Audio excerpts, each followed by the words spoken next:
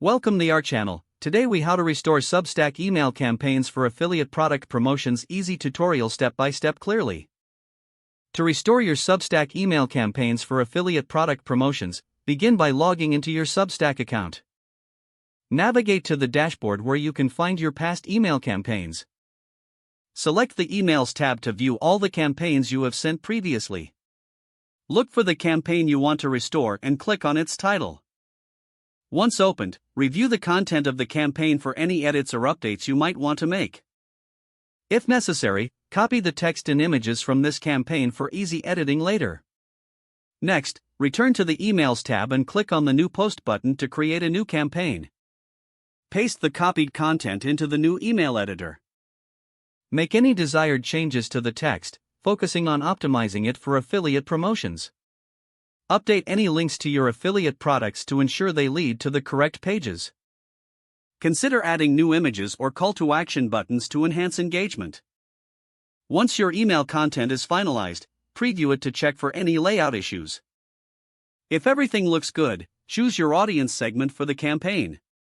Schedule the email for a specific date and time or send it immediately. Finally, confirm all the details before hitting the send button.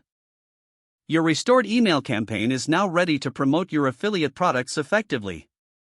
If the page does not load, refresh the browser or try again in a private or incognito window. Make sure you are using the correct email address, then retype it carefully to avoid small typos.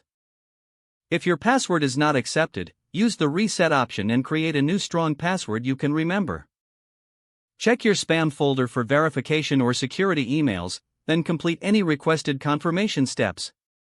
Enable two-factor authentication if available to improve account security and reduce unauthorized access risk.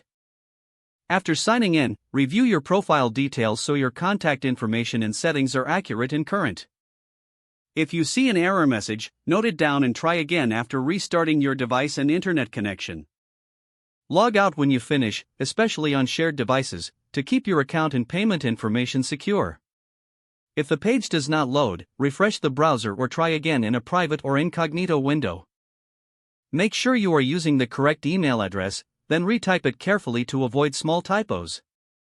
If your password is not accepted, use the reset option and create a new strong password you can remember.